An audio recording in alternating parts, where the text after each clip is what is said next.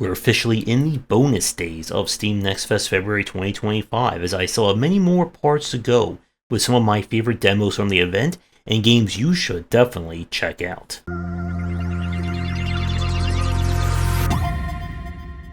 We're starting things off with Vilde. This is essentially Gunfire Reborn but with Norse mythology.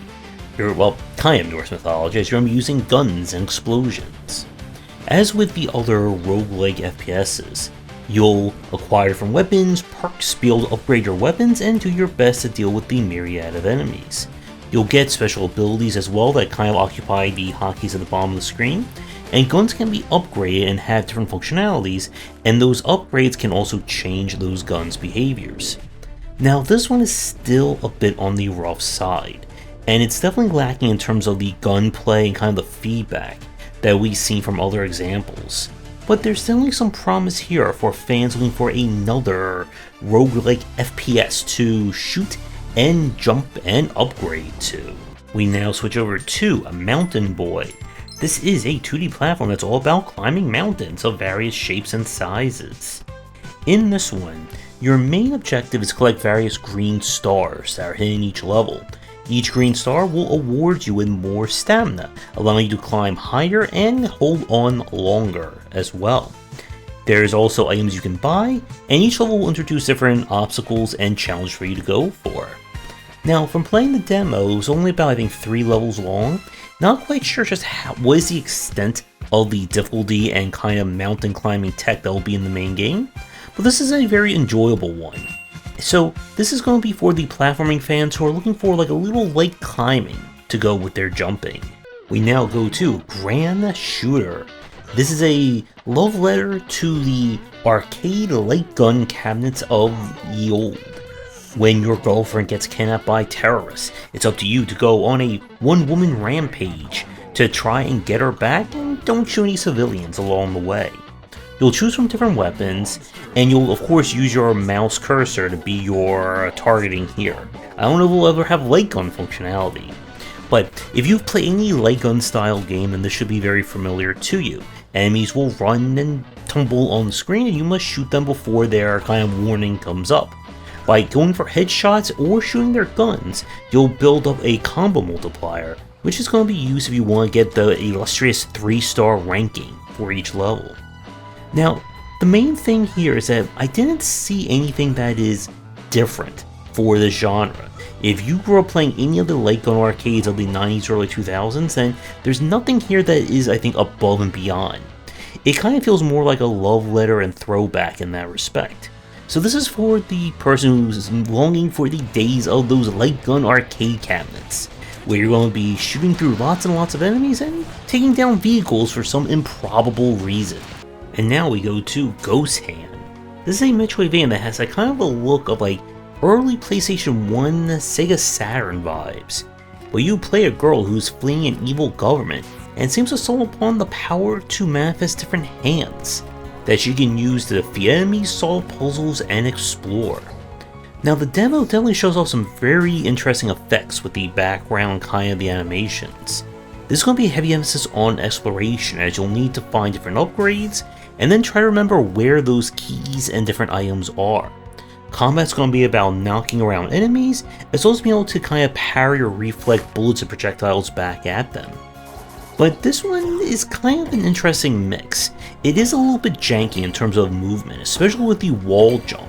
Now it's going to be very easy just to like fall off the wall or launch yourself in a direction you weren't planning. But there's definitely something charming about this one. I would give this one a check if you're looking for a very, I think, like, unconventional Metroidvania. And we're keeping with the unconventional with a Mecha Knight Legends. This is described as kind of like a spectacle fighter, but it's kind of a third-person action game where you and your Mecha Knight must do battle against a variety of creatures, using all the grace and agility that a giant suit of armor has. So the game itself is built on you getting to different fights with enemies, and you can kind of give yourself different trials to add to the difficulty. You have your kind of lay attack, you can dodge, you can also leap in the air and do damage like that. It kind of feels like almost like an action game, or almost like a fighting game version of Monster Hunter, where instead of doing battle with giant monsters, you're just trying to beat them down any which way you can. Now, the movement in this one is very cumbersome. I think that's by design. Despite having a jetpack on your back, your character still moves very slowly, and your sword swings are also noticeably slow. The demo only showed off one enemy, but the sword page promises multiple enemy fights as well as the ability to customize your mech. And this one definitely shows some potential if you're looking for a very challenging take on action design and just want to run around and beat up some dragons. And now we switch over to Kejora. This is a kind of puzzle platformer or adventure platformer style game. Kejora and her two friends live in a happy village, but it turns out something is going on and the village is trapped in a time loop, and they're the only ones who seem to know that it's happening. So it's up to the group of friends to figure things out and try not to get killed in the process. The game has a loving, hand-drawn art style to it. Our gameplay here is about using your friend's different abilities in order to get through different puzzles. So you basically set up a friend in the respective area and they will perform the respective action. So one of them can kind of help propel you up, another one has the power of pushing objects and throwing rocks. And you'll need to make use of all their talents in order to uncover the plot. Now, the demo showed off some very interesting story beats, but it's hard to tell at the moment how hard or challenging the main game is going to get. Will there be multiple endings, or will it just be like a linear route through? Still, I love the look of this game, and definitely the story that can get very dark as well. It seems like it's going to be a very interesting one to play. So definitely one for someone who's looking for an unusual story, and just some really great visual design to go with it. And for the last game of today's video, this is Tilemancer Dungeon. It's a kind of take on the Guild of Dungeoneering style, where you're going to build the dungeon in which you're going to dive into and try to make it out the other side.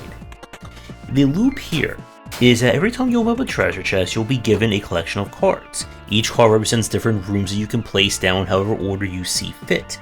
You need to get through like your entire deck before you interact with the treasure chest in order to maximize the cards that you get.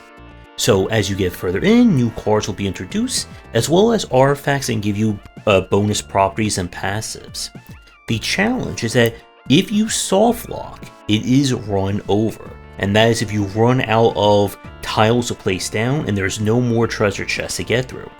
So there's this kind of like working your way backwards effect, as you're trying to build out your layout to the dungeon, while also leaving space that you can place cards around to kind of empty out your deck, and to get back to the treasure chest wherever you place it.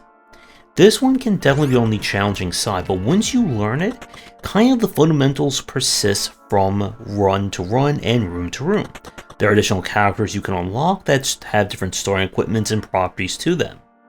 This one is a very unusual take, and if you like that whole idea from like Guild of Dungeoneering with building your own dungeon out and trying to plan things that way, I will give this one a try. But I am curious to see like what will be in the main game in terms of additional challenges and more reasons to replay things, and especially variants. So with that, another video comes to an end. We still got plenty more to get to. Let me know what you think about these games down below. And with that, we'll wrap up this part, and I will see everyone for our next Fest Showcase video. Thanks for watching, and a special thank you to our Patreon supporters. If you enjoyed the video, do the YouTubing stuff, be sure to visit our Discord and Patreon, and you're interested in more in my thoughts on design, check out my game design books.